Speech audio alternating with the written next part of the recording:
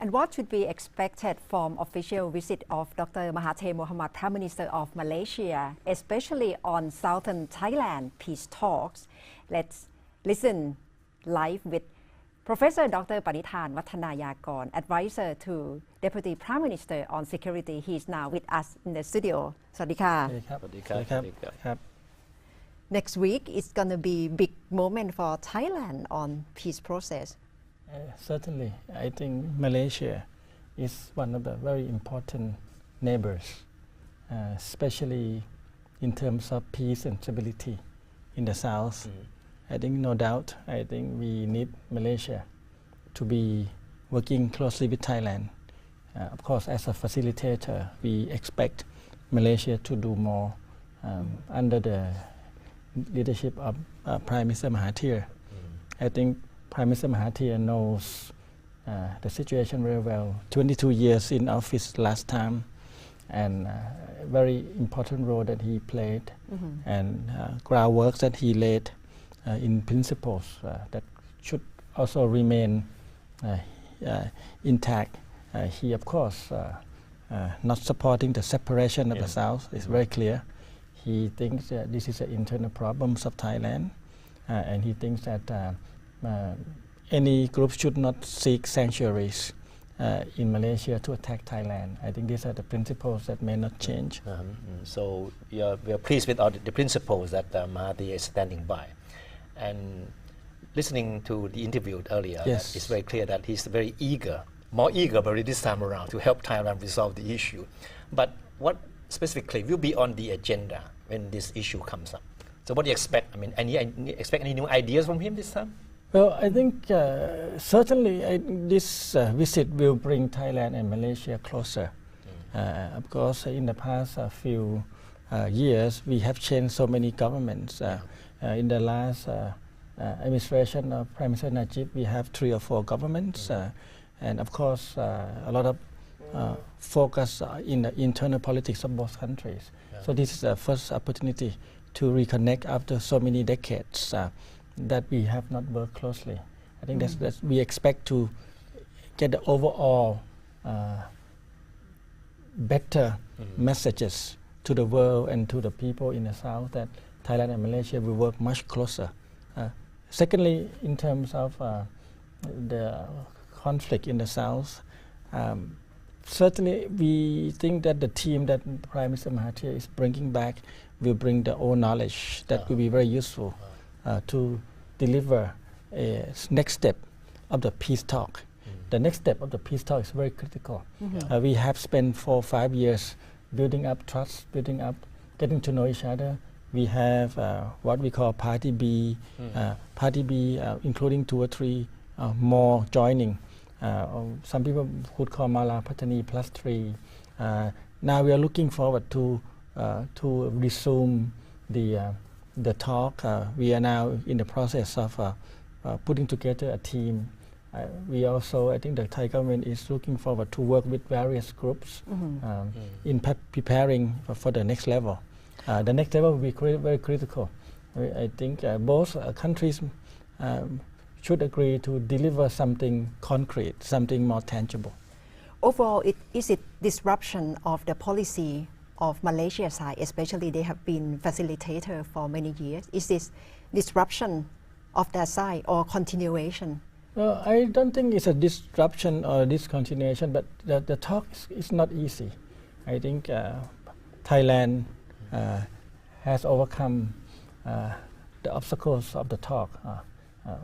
For us, I think we are now ready to move forward. For Malaysia, I think Malaysian politics, which of course understandable, may have some impacts on this, and also the complication of the role of Malaysia are now changing.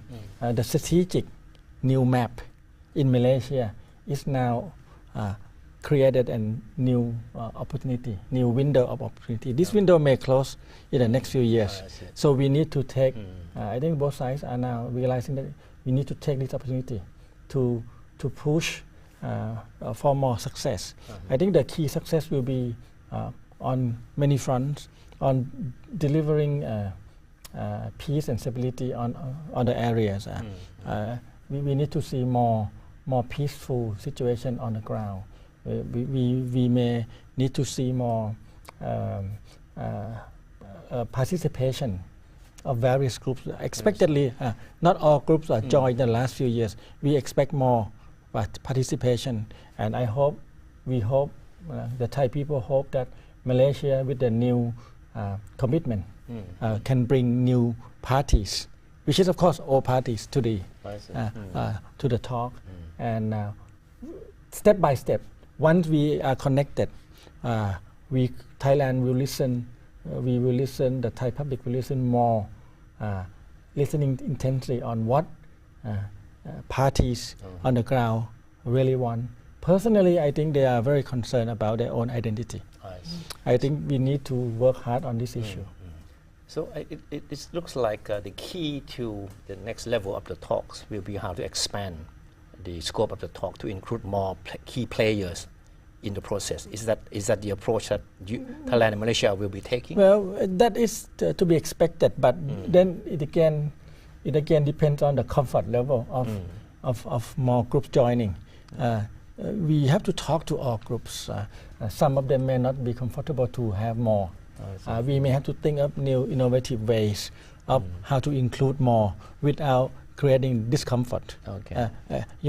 Maybe 3 is too crowded, 4 is too crowded, but I think for us, ASEAN way, more is better than less. So Thailand and Malaysia must come up with new innovative way to include more without discomfort others.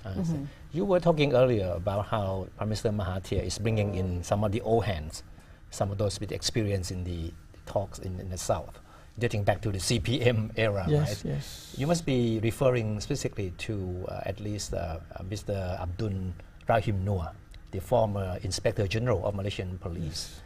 And he's a new guy, in this game. So do you think he will take a different approach from his predecessors, Zemsamin, or do you think he will just follow what have already been done?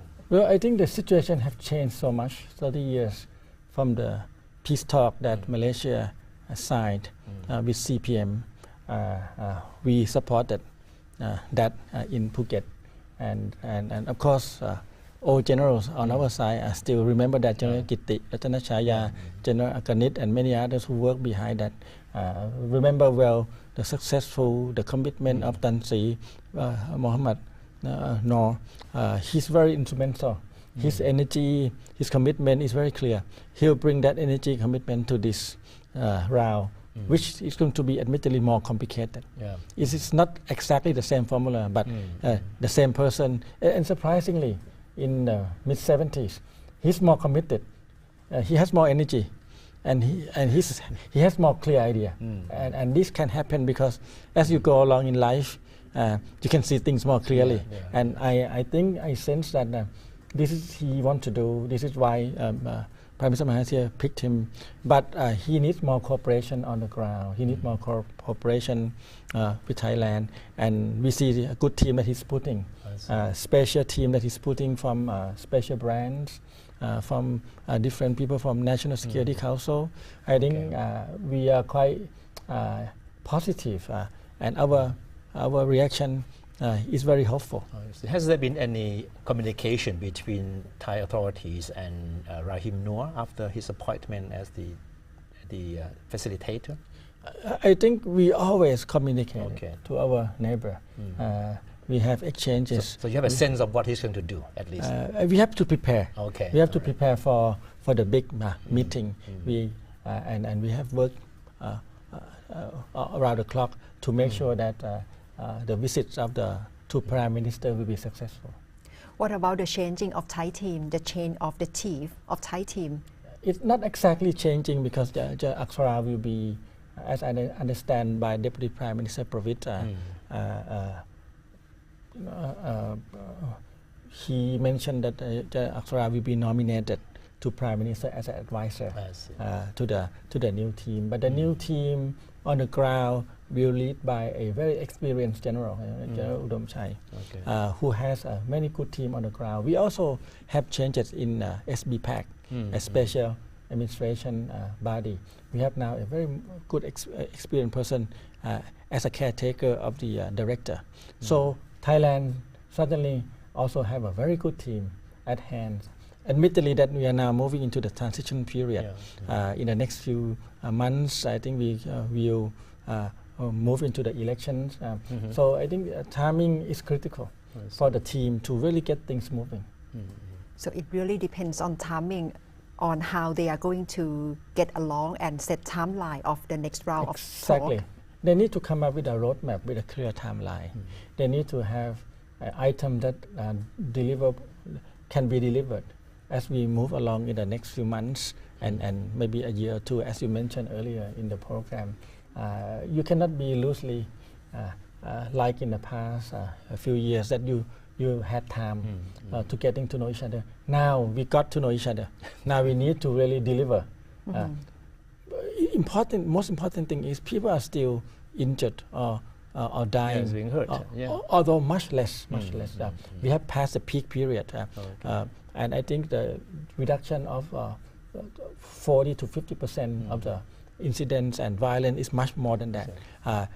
It is successful. On one hand, the troops are now being removed from the area. Money are now being channeled back to the development projects. 50 NGOs, IGOs are working on the ground peacefully. We need to capture this success and turn into a political success. And this is important leg or stage to move into. You cannot play around anymore. I think that's the message. So you're saying that the situation on the ground today is more conducive to the peace talk than it was, a few years back, right? Thanks to many organizations, people, previous governments that have worked very hard to initiate, many new things on the ground. Not only peace talk. Realizing there's a new structure of coordinating steering body of the 50 agencies, 22 ministries on the ground. There's a new body. The SBPAC is now moving in cooperation with the ISOC. So when you look at these all changes, the logical thing is to move things to the next step, to tackle even a higher hanging fruits rather than lower hanging fruits that we have done in the past few years. Be more ambitious. Yes, of course, and be more specific. The specific thing is to see the real stop violence in certain areas, see real new participations, new faces, which some of them are old, but some of them are also just move into the new organization, on some of the groups on the ground. But we need to work hard also on the legal issues and also on the up and coming election in the South. The South will see a new parties, new platform, and new eagerness of the people participating in this open politics. Judging from the national referendum a few months ago, a few years ago, we sense that the Thai people, the Southerners, are ready to resume their political life. So the key to the success is to have more parties, more stakeholders involving in the peace process. Like you say from the very beginning that the more the merrier, the bigger the better. Well, I think yes, certainly that's one of the critical factor. But the real key to me is to listen intensely for the first time, frank talk, and commitment to move things. Although we know that all parties want peace. No one wants to be injured or die.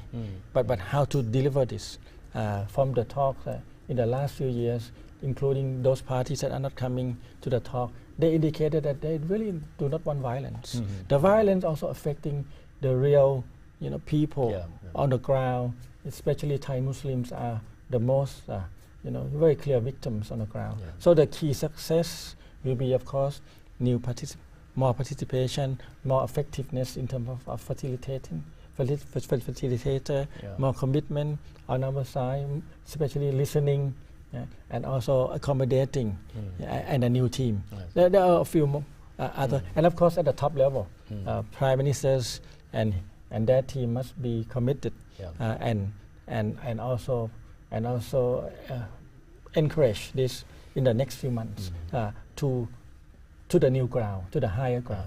So coming back to Prime Minister Mahathir's visit to Thailand next week, Thailand is now more hopeful. Malaysia is more willing to help. Things on the ground are improving. So what do you expect to be the outcome of Prime Minister Mahathir's visit? The best outcome that we should expect from it. Well, of course, we should expect a much better commitment, much better feelings coming out from the meeting. That now we are really, holding hands together to move in a much closer way in many areas, not only in the south, in trade, in ASEAN. That next year will be a share of ASEAN. There are a lot more difficult issues. So it's very important that two prime ministers sit together and declare that they have the intention to jointly tackle the problem in the south. That's one. That's one general commitment in difficult issues, from regional issues to bilateral issues. Secondly, of course, highlight is trade, the south. There are 2 or 3 main issues. We also have standing issues on border management, on dual nationalities people, and also this talk among the key issues, and also the rising concerns of the foreign returnees from the Middle East, the rising of the extremists, in many countries, including in Indonesia and Malaysia. Thailand can help. Although we are not affected directly, so far there's no real Thai persons joining the wars in Iraq and Syria. But there are people coming from other countries, and those countries need Thailand help in terms of sorting out and helping in terms of keeping their eyes on this. So these are the new issues that we can work. So this is a new area of mutual concern between Thailand and Malaysia now. Exactly. This is why the strategic map, strategic have changed from domestic to the international and regional, and it created an open window of opportunity for us to cooperate the way that never before existed. And this is surprising to many of us. But for us, we anticipated this change for years. Now it's coming. It's in your hands, and what to do with it. But of course, interestingly, that this government is leaving office. So the timing is so critical. On the issue of Rohingya, we see how outspoken of Dr. Mahathir is from his home in Malaysia and in UN convention. Do you expect that he will bring up this issue in discussion with Prime Minister Prayut? And what should be the line of the Thai government? He may try to convince ASEAN to take a stand on this. This issue is already in ASEAN, and we expect ASEAN leaders, they are now in Europe, will talk about this and exchange on this with Thailand. In November, at the summit, we expect ASEAN leaders to really concluding this and pass on the issue to us to be the share next year. And not only this issue, also issues like Uyghurs that Malaysia is just releasing. These people are just running away from Thailand. I think these are the issues that we need to work closer with Malaysia. Thanks to Malaysia, understanding and their openness in terms of these issues that can help ASEAN and Thailand to handle this issue successfully. It's a very complicated issue. Malaysia has a good standing in the Muslim world. It has very active. It is very active in United Nations and OIC. And this partnership with Thailand will help Thailand to communicate to OIC, to Muslim world on these difficult issues. Do you think this issue will put Thailand in very difficult situation next year as we are taking chairmanship of ASEAN next year? No, I think it's a challenge that we accept. I think Thailand needs to tackle this issue. I think Prime Minister Prayut and the new Prime Minister, whoever will be, will have to face these issues. And I think it's time that ASEAN rise to the challenges like this because this issue will affect people on the ground. So I think Thailand is ready after stability in the last few years. I think now we have moved back into the international era where standing issues, as you know very well, are very, very difficult. So coming back to the issue of southern Thailand, are we looking at the role of Malaysia beyond that of Free State facilitator? Do we expect Malaysia to play role bigger than just being facilitator? Because in an interview we just saw, when Mahathir was asked whether Malaysia could play a bigger role in this, he said Malaysia is willing, happy to play any role that Thailand see fit. So. Well, Malaysia's aims, I think, is to bring peace and stability under the leadership of Prime Minister Mahathir. I think it will be his legacy, it will be his very important conclusion of his leadership. That's why I think he's open to ideas. But for us, this is a domestic issue. Okay. We welcome participation as long as it's not affecting our sovereignty. So the official role as a facilitator is very good for Thailand. Yes. I think the Thai government in the past and this current government stands very clear that we welcome international suggestions, but in the end this is our own domestic problem. Malaysia is welcome as a facilitator, and we appreciate that. What's the report on the ground you have got? Because previously, from previous interview, I got information that the older generation and younger generation in the South are on different pages, and that is also a big factor that they cannot sit and talk and cannot really pursue peace process. Isn't it everywhere? My young students think I'm just getting too old for my ideas. I think it's everywhere, but interestingly on the ground, organizations have now formed to include elderly councils as an overall, strategic, and policy level. Young generations are in the area making things happen, and I think they are more organized than in the past. I think that's, on one hand, it's a quite interesting and positive development. On the other side of the coin, we need to watch this development carefully, as it brings success and failure to the top. But I think it's normal, and reorganization in the past, to create that, real roles of elder and younger are quite interesting. They are now also, to my understanding, want to develop political role, international role in this, the connection to international organizations, the adaptation of the international principles are quite interesting. On one hand, they are quite worried about human rights, reputations, and they are also adopting some of the international norms. In the last few years, you see issues like self-determination, cultural identity. All of these need to be looked at, accommodated, and also talk about this. So I think I see it as a positive. And I think we need to work together, young and old. I mean, so you're saying aren't we all? So you're saying that even those who are termed as being extremists are not only bent on creating violence, but also now open up to talks, to new ideas, to new possible solution. 13 years have passed in the last hour of conflict. We have lost 7,000 lives and more than 20,000 people injured. If you are 10 years old now, you are 23 years old, you're getting more mature. You've seen bloodshed, you've seen loss, everything. You spend 13 years in a bloodshed. You see some real, truths and facts. I think that maturity is very clear. I think, and now we can work on that. A group who now experience and decided that no more violence, at least no more violence that are very difficult to accept.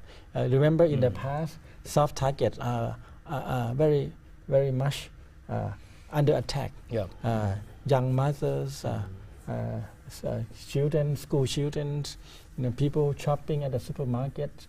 But now you see that the attempt trying to stay away from that, because that will be condemned by international organizations, because these are innocent people on both sides. So we have to see the meeting between the two leaders. Do you expect to have them to have joint press conference? That's what we are told, that there will be a joint press conference, and there will be very interesting press conference. There will be something that you two can talk about it for more days to come. I'm not so sure that they will live up to your expectation or not, because the media are very tough to please, you know. But that's what they aim for. A joint press conference that can tell the public that this is a new era. There will be a new expectation and a new tangible results. Panitan, if there is to be a lesson to be learned from the past series of peace talks that somehow got stalled, right? So what would the lesson be? It's difficult to tell that, because I'm not part of that talk. I don't know the details of that, but we follow that quite closely on the outside. I think number one, if we are caught up too much in terms of legal issues or bureaucratic process and mechanisms, we may be delayed for the real understanding, real listening, real concern. I think this issue is very emotional and passionate by many people. It's the land, it's a cultural, it's the life of the people. So if we begin with the real, frank talk, legal issues, you know, can come later. Can come later. I think this is a new beginning. We should move that way, but it's not easy said than done, because in the end we are dealing with legality. We are dealing with paperwork. We are dealing with constitution. We are dealing with laws. Because there were people who did commit crimes, commit violence. I mean, So that's one big lesson that you think should be learned. But we iron out some of those already, and now we learn that we need to move beyond. Secondly, we need to communicate more. We need to have a direct communication. With whom? With all parties concerned, especially parties that wanted to communicate but yet not liking the current process. So we need to have different ways. I'm not suggesting channels or anything. It's up to the people on the ground, but we need to get message across. Maybe we can use your Facebook. I don't know. Yeah, the Prime Minister has on Facebook now. You can make use of that. Surely that would be step forward next week, and we have to take a look very closely. Thank you very much, Thank you for joining us. Wish you all the best with your endeavor to solve the problem. And let's follow the meeting between the two leaders quite closely next week, and we will bring more details to you with Thai PBS World. And tonight, let's listen to the song Heroes of Thailand, written by British singer, to thank all the international teams coming to Thailand for the rescue mission of the 13 wild boar in July this year in Thailand. So that's all from Thai PBS World right now. I'll give you that. Okay, thank you very much. And seeing you next Thursday สวัสดีค่ะ สวัสดีครับคุณนายสวัสดีครับ